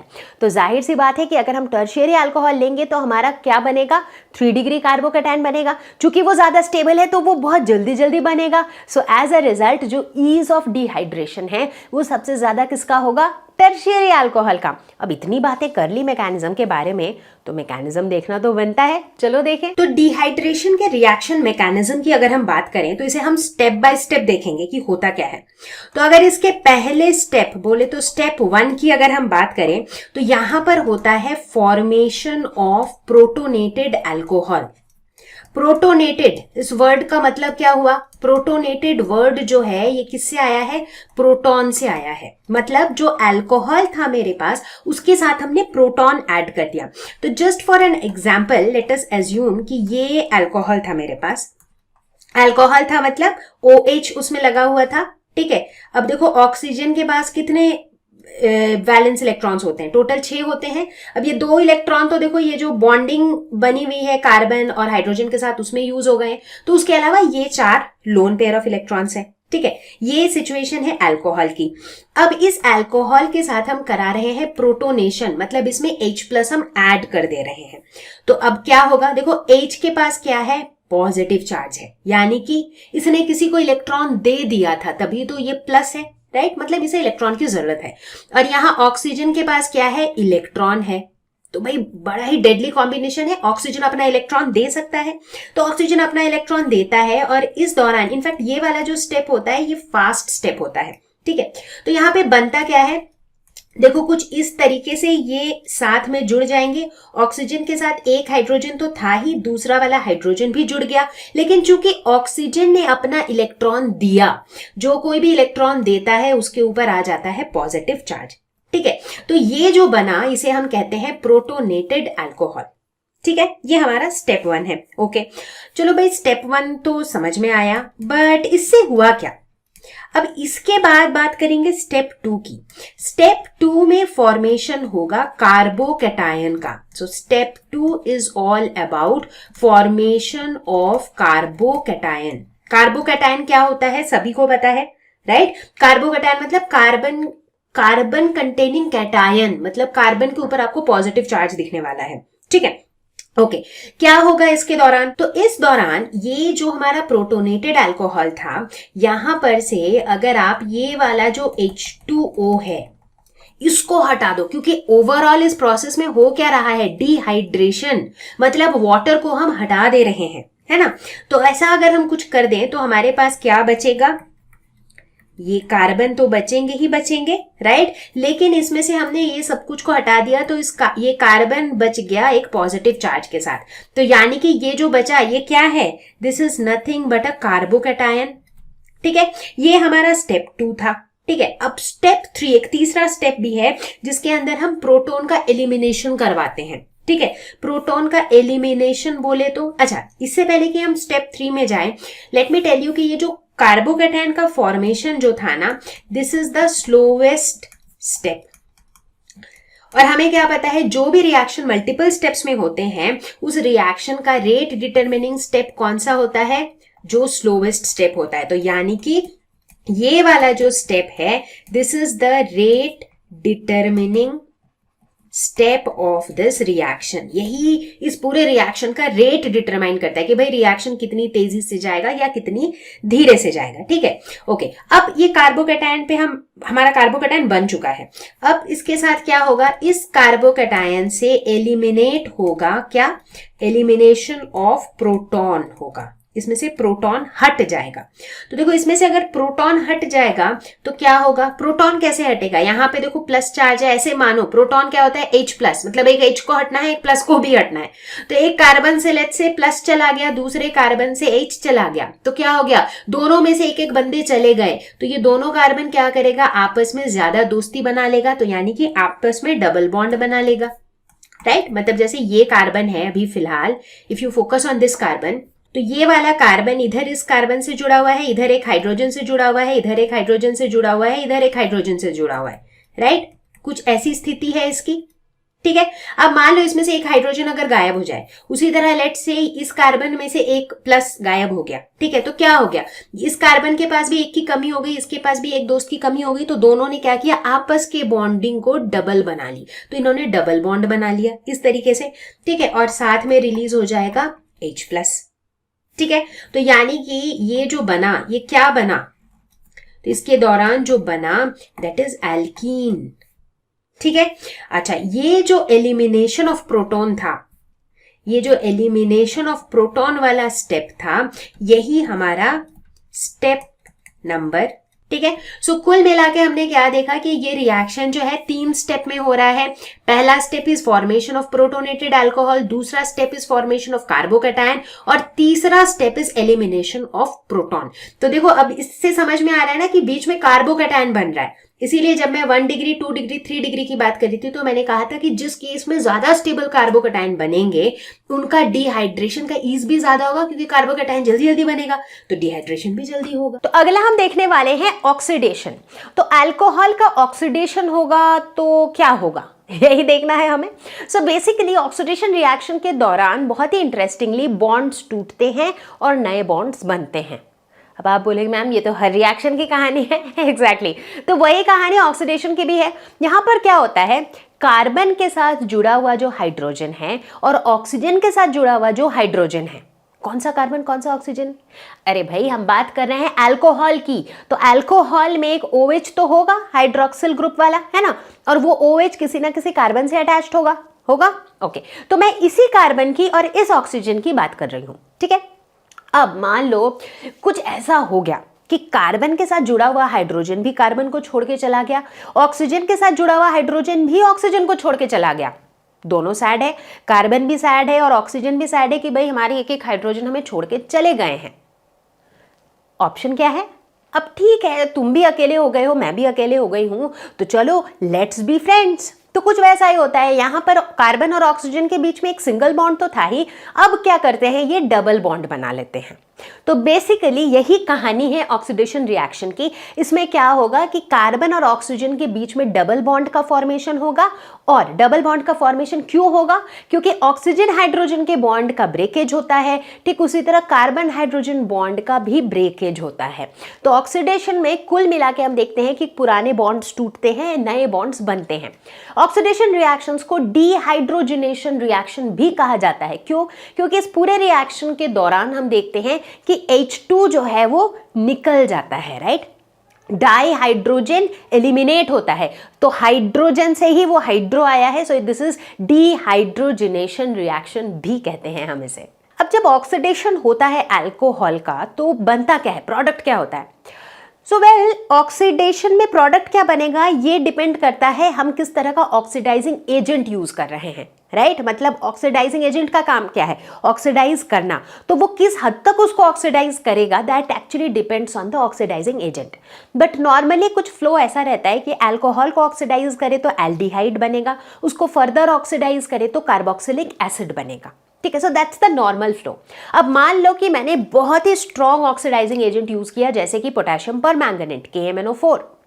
चूंकि ये बहुत स्ट्रॉन्ग ऑक्सीडाइजिंग एजेंट है तो ये शायद डायरेक्टली एक अल्कोहल को ऑक्सीडाइज कर देगा कार्बोक्सिलिक एसिड में। लेकिन वही अगर आप बोलो कि नहीं मुझे एसिड नहीं चाहिए, मुझे एल्डिहाइड तक ही ऑक्सीडाइज करना है, तो उस केस में हमें थोड़ा सा माइल्ड ऑक्सीडाइजिंग एजेंट यूज करना पड़ेगा, जैसे कि CrO3 इन एनहाइड्रस मीडियम। तो CrO3 को अगर हम ऑक्सीडाइजिंग एजेंट की तरह यूज करेंगे तो हमें अल्कोहल से ऑक्सीडाइज होके मिल जाएगा एल्डिहाइड। अब अल्कोहल से एल्डिहाइड तक ऑक्सीडाइज करने की बात जब हो ही रही है, let us talk about primary alcohols and secondary alcohols separately. तो अगर हम प्राइमरी अल्कोहल्स की बात करें तो इन्हें एल्डिहाइड तक ऑक्सीडाइज करने के लिए एक बहुत अच्छा रिएजेंट होता है PCC। PCC stands for pyridinium chlorochromate, ठीक है? पाइरिडीनियम क्लोरोक्रोमेट ये एक कॉम्प्लेक्स है जो किन किन चीजों से बनता है? पाइरिडीनियम यानी कि पाइरिडीन से, क्लोरो बोले तो HCl से, क्रोमेट बोले तो क्रोमियम ट्राईऑक्साइड से। तो इन तीनों चीज़ों से बना हुआ ये कॉम्प्लेक्स होता है PCC। और PCC जो है ये एक काफ़ी अच्छा रिएजेंट होता है to oxidise alcohols, primary alcohols to aldehydes, ठीक है? तो इस तरीके से हम प्राइमरी अल्कोहल को एल्डिहाइड तक ऑक्सीडाइज कर सकते हैं। अब अगर बात करें सेकेंडरी अल्कोहल्स की, तो सेकेंडरी अल्कोहल्स को ऑक्सीडाइज करने के लिए हम प्रीफर करते हैं दूसरा reagent which is CrO3। CrO3 is chromium anhydride. एक और इंपॉर्टेंट बात बताऊं कि सेकेंडरी अल्कोहल को जब हम ऑक्सीडाइज करते हैं तो वो क्या बनाता है? वो बनाता है कीटोन। प्राइमरी अल्कोहल को ऑक्सीडाइज किया तो बना एल्डिहाइड, सेकेंडरी अल्कोहल को अगर ऑक्सीडाइज किया तो बना कीटोन, ठीक है? ऐसा क्यों होता है? बहुत लॉजिकली सोचो, सेकेंडरी अल्कोहल है मतलब OH ग्रुप जिस कार्बन से लगा हुआ है उस कार्बन से 2 और अल्काइल ग्रुप्स जुड़े हुए हैं, राइट? तो अब मैंने क्या बोला था, ऑक्सीडेशन के दौरान क्या होता है? कार्बन और ऑक्सीजन के बीच में डबल बॉन्ड होता है। तो यानी कि देखो ना क्या बनेगा, 2 अल्काइल ग्रुप अटैच्ड होगा C डबल बॉन्ड O के साथ। So basically we do not get aldehyde, we get a ketone, right? अब बचा tertiary alcohols. Now tertiary alcohols के अंदर ऑक्सीडेशन होता ही नहीं है। अब आप पूछोगे क्यों? अब खुद ही सोचो ना, ऑक्सीडेशन होने के लिए क्या होना पड़ता है? ऑक्सीडेशन होने के लिए कार्बन हाइड्रोजन बॉन्ड को टूटना पड़ता है, ऑक्सीजन हाइड्रोजन बॉन्ड को टूटना पड़ता है। ये 2 बॉन्ड्स जब टूटते हैं तब जाके कार्बन और ऑक्सीजन के बीच में डबल बॉन्ड बनता है, राइट? यही होता है ऑक्सीडेशन में। अब आप मुझे ये बताओ कि अगर आपके पास एक टर्शियरी अल्कोहल है तो क्या उसके पास कार्बन हाइड्रोजन वाला कोई बॉन्ड है ही नहीं, क्योंकि टर्शियरी अल्कोहल के केस में जो कार्बन है उसके एक साइड OH लगा हुआ है और बाकी तीनों साइड तो अल्काइल ग्रुप्स लगे हुए हैं। तो उस कार्बन के साथ डायरेक्टली हाइड्रोजन अटैच्ड है ऐसा है ही नहीं। तो जब ऐसा सिचुएशन ही नहीं है तो बॉन्ड्स ब्रेक कैसे होंगे और फिर C और O के बीच में डबल बॉन्ड बनेगा कैसे? तो बेसिकली ऑक्सीडेशन होता ही नहीं है in case of tertiary alcohols. तो बच्चों अब इसी कॉन्टेक्स्ट में देखेंगे जब हम इन अल्कोहल्स के, चाहे प्राइमरी अल्कोहल है, सेकेंडरी अल्कोहल है या टर्शियरी अल्कोहल है, जब इन अल्कोहल के वेपर्स को हम हीटेड कॉपर के थ्रू पास करते हैं at the same temperature of 573 kelvin, तो कैसे अलग अलग प्रोडक्ट्स बनते हैं। फॉर एग्जाम्पल, अगर प्राइमरी अल्कोहल को हम पास करते हैं through heated copper at 573 kelvin तो होता है डिहाइड्रोजिनेशन, यानी कि H2 हट जाता है और हमें क्या मिलता है? एल्डिहाइड। अगर यही चीज हम करते हैं सेकेंडरी अल्कोहल के साथ तब क्या होता है? वही लॉजिक लगा के बताओ, यहां भी डिहाइड्रोजिनेशन ही होगा, यानी कि H2 हट जाएगा। तो मिलेगा क्या मुझे? H2 जैसे ही हट गया तो कार्बन के साथ अटैच्ड हाइड्रोजन हट गया, ऑक्सीजन के साथ अटैच्ड हाइड्रोजन हट गया और कार्बन और ऑक्सीजन के बीच में डबल बॉन्ड बन गया। तो मुझे कुल मिला के क्या मिला? कीटोन। एब्सोल्युटली। और यही चीज अगर हम टर्शियरी अल्कोहल के साथ करें तब एक्चुअली डिहाइड्रोजिनेशन होता ही नहीं है, क्योंकि डिहाइड्रोजिनेशन होगा कैसे? कार्बन और हाइड्रोजन ऐसा वाला बॉन्ड ही नहीं है, तो डिहाइड्रोजिनेशन का सवाल ही नहीं उठता। तो यहां पर होता है डिहाइड्रेशन, यानी कि सीधा का सीधा H2O ही निकल जाता है। तो एज अ रिजल्ट क्या बनता है? एल्कीन। तो बच्चा पार्टी अब बात करेंगे हम फेनॉल की। फेनॉल नाम तो सुना ही होगा। डाइज में काम आता है, एंटीसेप्टिक्स में काम आता है, मैन्युफैक्चर ऑफ नायलॉन में यूजफुल होता है, एक्सप्लोसिव्स, मैन्युफैक्चर ऑफ प्लास्टिक्स, ढेर सारे यूजेस है फेनॉल के। इनफैक्ट फेनॉल के बारे में हमने ऑलरेडी पढ़ा है, इसकी प्रॉपर्टीज के बारे में हमने अल्कोहल के साथ साथ ही डिस्कस कर लिया था।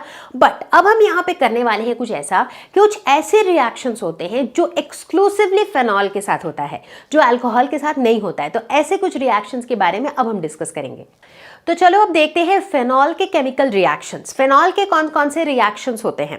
तो सबसे पहले यहां पर हम एक फेनॉल एक्सक्लूसिव रिएक्शन डिस्कस करेंगे, which is electrophilic aromatic substitution. इसके अंदर हम डिस्कस करेंगे नाइट्रेशन और हैलोजिनेशन जैसे रिएक्शंस। इसके अलावा होंगे Kolbe's reaction, Reimer Tiemann reaction, oxidation reactions. तो चलो शुरू करते हैं। इलेक्ट्रोफिलिक एरोमेटिक सब्स्टिट्यूशन रिएक्शंस, ये फेनॉल के एक्सक्लूसिव रिएक्शंस होते हैं। क्यों भाई, फेनॉल में ऐसी कौन सी खास बात है? खास बात तो कुछ भी नहीं है, यही है कि इलेक्ट्रोफिलिक रिएक्शंस कहां पर होते हैं? जहां पर इलेक्ट्रोफाइल अटैक करता है। इलेक्ट्रोफाइल कैसी चीजों को अटैक करेगा? इलेक्ट्रोफाइल का मतलब ही होता है जिसको इलेक्ट्रॉन से प्यार है, राइट। इसका मतलब है कि जो ये फेनॉल है ना, इसमें नेगेटिव चार्जेस होते होंगे, तभी तो इलेक्ट्रोफाइल को अटैक करता है, तभी तो इलेक्ट्रोफाइल इसे अटैक करता है, राइट। बट नेगेटिव चार्ज होता कहां पे है? सबसे पहली बात तो यह है कि भाई फेनॉल में जो ये OH ग्रुप होता है ना, ये किस तरह का ग्रुप है? इलेक्ट्रॉन रिलीजिंग ग्रुप है। तो ये इलेक्ट्रॉन को रिलीज करता है, यानी कि जो रिंग है उसके ऊपर ये और नेगेटिव चार्जेस छोड़ देता है। अब अगर इसके रेजोनेटिंग स्ट्रक्चर्स को देखो तो आपको साफ साफ दिखेगा कि इस रिंग के ऊपर कौन सा चार्ज ज्यादा दिख रहा है आपको? Negative charges. यानी कि कौन अटैक करेगा इसके ऊपर? Electrophile, right. इलेक्ट्रोफाइल का अटैक होगा इसके ऊपर और उसी वजह से फेनॉल जो हैं ये अंडरगो करते हैं इलेक्ट्रोफिलिक एरोमेटिक सब्स्टिट्यूशन। तो चलो बच्चों बात करते हैं नाइट्रेशन की। नाइट्रेशन में होगा क्या? नाइट्रो ग्रुप इंट्रोड्यूस होगा, यानी कि हमें अल्कोहल को किसी ऐसी चीज के साथ रिएक्ट कराना पड़ेगा जो उसे नाइट्रो ग्रुप दे सके, जैसे कि नाइट्रिक एसिड। तो अगर फिनॉल को हम रिएक्ट कराते हैं डाइल्यूट नाइट्रिक एसिड के साथ तो हमें क्या मिलता है? हमें ऑर्थो नाइट्रोफिनॉल और पैरा नाइट्रोफिनॉल का एक मिक्सचर मिलता है, ठीक है। मतलब हमें दोनों चीज़ें मिलती हैं। अब सवाल ये उठता है कि मतलब ये तो मिक्सचर है, क्या हम इसे सेपरेट कर सकते हैं इस ऑर्थो और पैरा आइसोमर को? वेल, हम इन्हें सेपरेट कर सकते हैं बाय स्टीम डिस्टिलेशन। कैसे? वेल, इसलिए सेपरेट कर सकते हैं क्योंकि दोनों के प्रॉपर्टीज़ में थोड़ा फर्क है। ऑर्थो नाइट्रोफिनॉल की अगर हम बात करें तो ये स्टीम वोलाटाइल होता है। वोलाटाइल मतलब, वोलाटिलिटी का मतलब क्या होता है? कि कोई भी ऐसी चीज़ जो वेपोराइज हो जाए, दैट्स वोलाटाइल, ठीक है। दूसरी तरफ अगर पैरानाइट्रोफिनॉल की मैं बात करूं तो ये लेस वोलाटाइल होता है, ठीक है। तो इस वजह से हम इसे डिस्टिलेशन के दौरान दोनों को सेपरेट आउट कर सकते हैं। लेकिन यहाँ पे दिमाग में एक क्वेश्चन आता है कि ऑर्थोनाइट्रोफिनॉल और पैरानाइट्रोफिनॉल में इनके वोलेटिलिटी का फ़र्क क्यों होता है? एक लेस वोलेटाइल और एक ज़्यादा वोलेटाइल क्यों होता है? Well, that is because of their structure. अगर हम ऑर्थोनाइट्रोफिनॉल को थोड़ा गौर से देखें तो हम देखते हैं कि यहाँ पे होता है इंट्रामॉलिक्यूलर हाइड्रोजन बॉन्डिंग। इंट्रामॉलिक्यूलर, जैसे इंट्रा स्कूल कंपटीशन होता है, मतलब स्कूल के अंदर ही बच्चों के ग्रुप्स बना दिए गए हैं जिनके बीच में कंपटीशन होगा। इंटर स्कूल कंपटीशन मतलब 2-3 डिफरेंट स्कूल्स के बच्चों के बीच में कंपटीशन होगा। तो यहाँ पर इंट्रामॉलिक्यूलर हाइड्रोजन बॉन्डिंग मतलब एक मॉलिक्यूल के अंदर ही हाइड्रोजन बॉन्डिंग फॉर्म होना। फॉर एग्जाम्पल, अगर हम ऑर्थोनाइट्रोफिनॉल के स्ट्रक्चर को देखें तो ऑक्सीजन और हाइड्रोजन के बीच में जो हाइड्रोजन बॉन्डिंग है वो ऑक्सीजन और वो हाइड्रोजन वो दोनों ही उसी फिनॉल का पार्ट है, उसी नाइट्रोफिनॉल का पार्ट है, ठीक है। दूसरी तरफ अगर हम पैरानाइट्रोफिनॉल की बात करें तो वहां पर हम देखते हैं इंटरमॉलिक्यूलर हाइड्रोजन बॉन्डिंग है, यानी कि ऑक्सीजन जो है वो एक मॉलिक्यूल का पार्ट है, हाइड्रोजन जो है वो नेबर मॉलिक्यूल का पार्ट है और उनके बीच में हाइड्रोजन बॉन्डिंग है, राइट। तो जहां पर इंटरमॉलिक्यूलर हाइड्रोजन बॉन्डिंग है वहां पर क्या होता है कि जो डिफरेंट मॉलिक्यूल्स हैं वो एक दूसरे से थोड़े स्ट्रांगली जुड़े हुए हैं बिकॉज ऑफ दैट बॉन्डिंग। लेकिन जहां इंट्रामॉलिक्यूलर हाइड्रोजन बॉन्डिंग है वहां पर अंदर ही अंदर तो वो जुड़े हुए हैं, बट जो अलग अलग मॉलिक्यूल्स हैं वो आपस में हाइड्रोजन बॉन्डिंग के साथ जुड़े हुए नहीं है, तो इसीलिए वो थोड़े ज़्यादा वोलाटाइल होते हैं। सो दैट्स वाई जो ऑर्थो वाला हमारा आइसोमर है, ऑर्थोनाइट्रोफिनॉल जो है that is more volatile and paranitrophenol जो है दैट इज लेस वोलाटाइल। अब जब हम नाइट्रेशन की बात कर रहे हैं तो दिमाग में एक सवाल आता ही है कि हमने रिएक्शन कराया डाइल्यूट नाइट्रिक एसिड के साथ, यही अगर हम कॉन्सेंट्रेटेड नाइट्रिक एसिड के साथ कराते तो क्या होता। अब भाई देखो, कॉन्सेंट्रेटेड नाइट्रिक एसिड है मतलब खूब सारा नाइट्रिक एसिड है, तो खूब सारे नाइट्रो ग्रुप्स लगा देगा। सो बेसिकली इस केस में हमें मिलता है 2,4,6 ट्राई नाइट्रोफिनॉल, मतलब 3 नाइट्रो ग्रुप्स जो हैं ये ऑल्टरनेट पोजीशन पर इस रिंग पे लग चुके हैं। इनफैक्ट 2,4,6 ट्राई नाइट्रोफिनॉल को पिक्रिक एसिड भी कहा जाता है। हालांकि यहाँ पर जो ये प्रोडक्ट मिलता है वो बहुत ज्यादा अच्छे यील्ड में तो नहीं मिलता है। तो चलो बच्चों, अब बात करते हैं हैलोजिनेशन की। हैलोजिनेशन में क्या होता है, जैसे नाम से ही पता चलता है कि हैलोजन ऐड होता है। अब यहाँ पर हम फेनॉल का हैलोजिनेशन करेंगे, ठीक है। मान लो हमने फेनॉल को रिएक्ट कराया विथ ब्रोमीन इन सॉल्वेंट्स, जैसे कि जिसकी पोलैरिटी बहुत कम हो, ठीक है, जैसे कि कार्बन डाइसल्फाइड या फिर क्लोरोफॉर्म CHCl3। तो इस तरह के सॉल्वेंट्स में अगर लो टेम्परेचर पे हम रिएक्ट करवाते हैं फेनॉल को ब्रोमीन के साथ, तो हमें क्या मिलता है, मोनोब्रोमोफेनॉल, मतलब फेनॉल में एक ब्रोमो ऐड हो जाएगा, ठीक है। तो हमें बेसिकली एक ऑर्थो आइसोमर मिलता है और एक पैरा आइसोमर मिलता है, जिसमें से पैरा आइसोमर हमारा मेजर प्रोडक्ट होता है। अब जैसे हम इस रिएक्शन की बात कर रहे हैं तो बहुतों के दिमाग में एक सवाल आ रहा होगा कि जब हम हैलोजिनेशन की बात करते थे इन केस ऑफ बेंजीन, तो वहां पर हम यूज करते थे एक लुईस एसिड। लुईस एसिड के प्रेजेंस में जो है वो रिएक्शन होता था, बट फेनॉल के केस में हमें उस लुईस एसिड की जरूरत नहीं पड़ी। क्यों? क्योंकि फेनॉल के पास है OH ग्रुप। OH ग्रुप जो है वो अपने आप में ही हाईली एक्टिवेटिंग ग्रुप है, तो चूंकि OH ग्रुप ऑलरेडी है तो यहां पर हमें अलग से किसी एसिड की जरूरत नहीं पड़ी। अब यहीं पे देखो हैलोजिनेशन का या फिर ब्रोमिनेशन का एक दूसरा सिचुएशन। अगर मान लो हम ब्रोमीन वाटर के साथ रिएक्ट कराते हैं फेनॉल को, तो बन जाता है 2,4,6 ट्राइब्रोमोफेनॉल, मतलब 3 ब्रोमीन जाके जुड़ जाते हैं फेनॉल के रिंग के साथ। इनफैक्ट अगर रिएक्शन को देखें तो ये 2,4,6 ट्राइब्रोमोफेनॉल जो है ये एक व्हाइट प्रेसिपिटेट के फॉर्म में बनता है। तो बच्चों, अब बारी है कोलबेज रिएक्शन की। क्या होता है ये रिएक्शन? देखो, एक मेमोरी टिप भी शेयर करूंगी टुवर्ड्स द एंड कि कैसे याद रखना है कि कोलबेज रिएक्शन कौन से रिएक्शन को कहते हैं, ठीक है। एनीवेज, तो इस रिएक्शन में होता कुछ यूं है कि जैसे देखो, फेनॉल को जब हम सोडियम हाइड्रोक्साइड से रिएक्ट करवाते हैं तो हमें फिनॉक्साइड आयन मिलता है। एंड बच्चों, लेट मी टेल यू कि जो फिनॉक्साइड आयन होता है ना, ये हमारे फिनॉल से भी ज्यादा एक्टिव होता है टुवर्ड्स इलेक्ट्रोफिलिक सब्स्टिट्यूशन रिएक्शन। मतलब ये तो और ज्यादा एकदम एक्टिवेटेड रहता है कि भाई इलेक्ट्रोफाइल आए और मुझे अटैक करे, है ना। तो ये जो फिनॉक्साइड आयन होता है ये इतना चूंकि एक्टिवेटेड ऑलरेडी रहता है, तो इसका इलेक्ट्रोफिलिक सब्स्टिट्यूशन करवाने के लिए हमें किसी स्ट्रॉन्ग इलेक्ट्रोफाइल की ज़रूरत ही नहीं पड़ती है। एक वीक से वीक इलेक्ट्रोफाइल भी यहाँ पर इलेक्ट्रोफिलिक सब्स्टिट्यूशन रिएक्शन करवा देता है, जैसे कि CO2 कार्बन डाइऑक्साइड, जो कि एक वीक इलेक्ट्रोफाइल है, लेकिन कार्बन डाइऑक्साइड के साथ रिएक्ट करके ही ये बना लेता है सैलिसाइलिक एसिड, जो कि एक्चुअली है ऑर्थो हाइड्रोक्सी बेंजोइक एसिड, ठीक है। तो इस तरीके से ये रिएक्शन हो जाता है और इसी रिएक्शन को हम कहते हैं कोलबेज रिएक्शन। सवाल ये उठता है कि कैसे याद रहेगा कि कोलबेज रिएक्शन कौन सा वाला रिएक्शन था, क्योंकि हम यहाँ पर इतने सारे रिएक्शन पढ़ रहे। तो एक छोटा सा मेमोरी टिप, क्लब करो एसिड, ये याद रहेगा। क्लब करो एसिड, क्लब से याद आएगा कोलबे, करो से याद आएगा कार्बन डाइऑक्साइड, एसिड से याद आएगा कार्बोक्सिलिक एसिड। तो ये तीनों चीज़ें अगर आपको याद रही तो आपको ये याद रहेगा कि यहाँ पर एनीवेज हम फेनॉल की ही बात कर रहे हैं।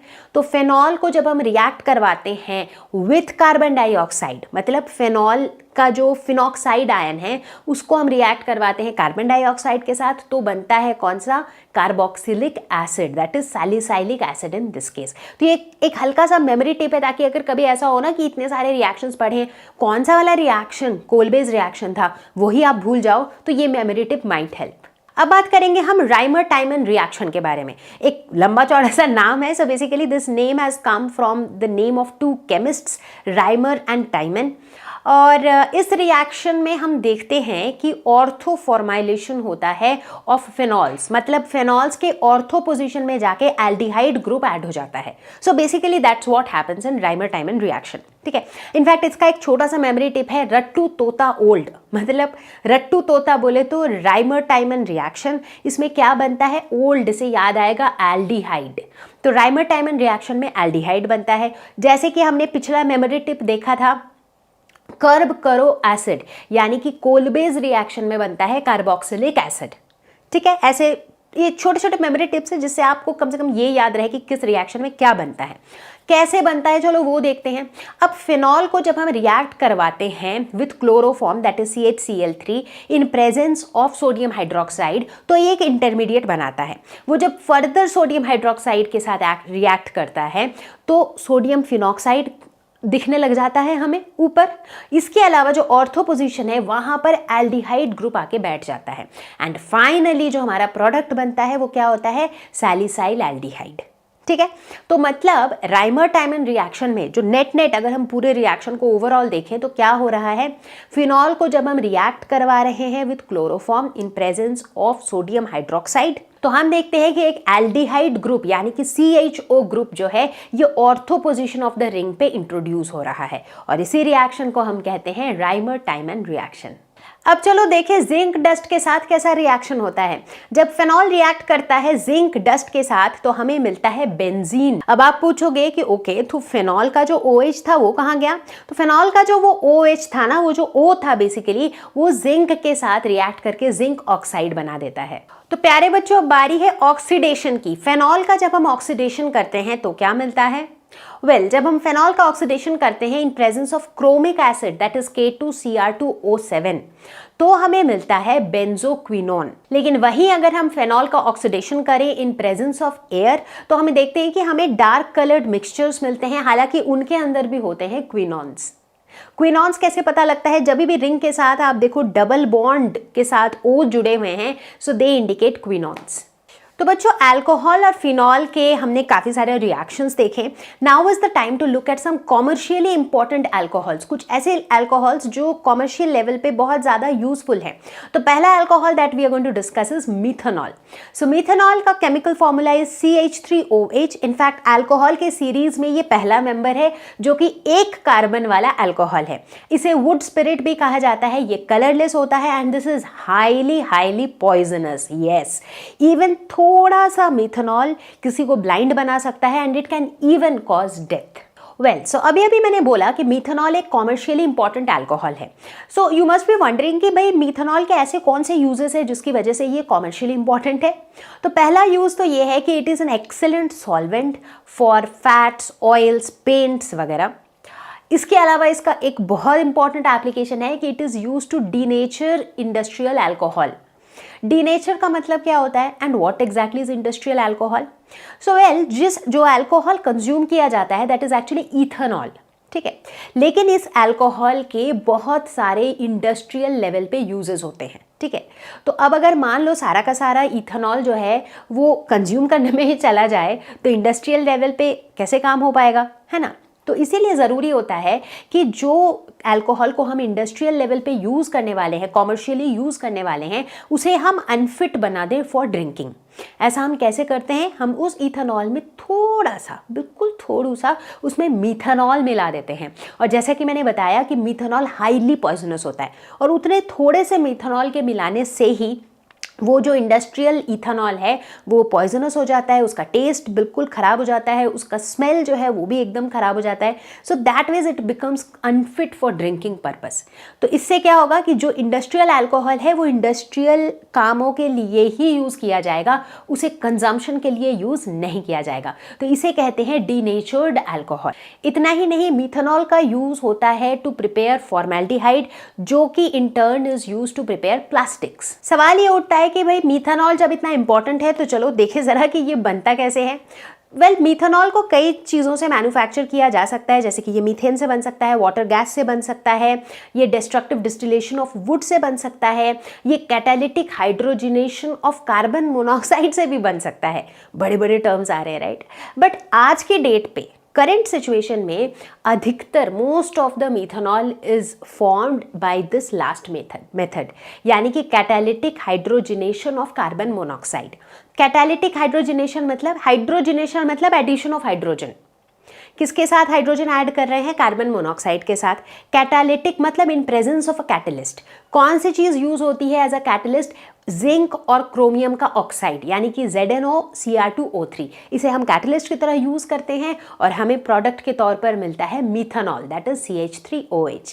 तो चलो बच्चों अब देखते हैं हम दूसरा commercially important alcohol which is ethanol, right. Ethanol के बारे में हमने ऑलरेडी काफी चीजें बात की।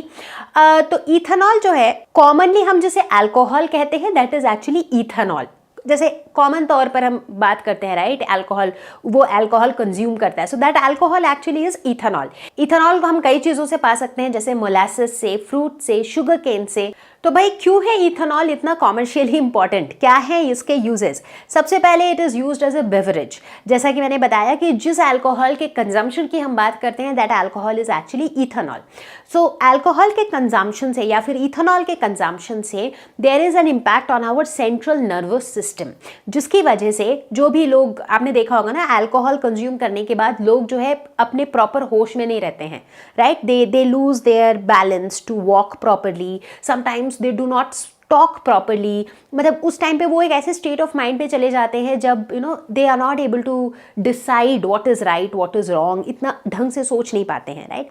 हालांकि if it is consumed in very less quantities तो इम्पैक्ट जो है इतना दिखता नहीं है, but if it is consumed in a large quantity उस समय इस तरह की चीज़ें हमें देखने को मिलती हैं। इनफैक्ट अगर बहुत ज़्यादा क्वांटिटी में कंज्यूम कर लिया जाए तो कई बार लोगों को उल्टियाँ होती रहती हैं, in fact they even go unconscious.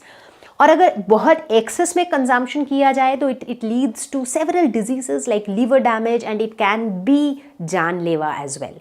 तो इसीलिए हमेशा कहा जाता है कि consumption of alcohol is not very good for your health, ठीक है।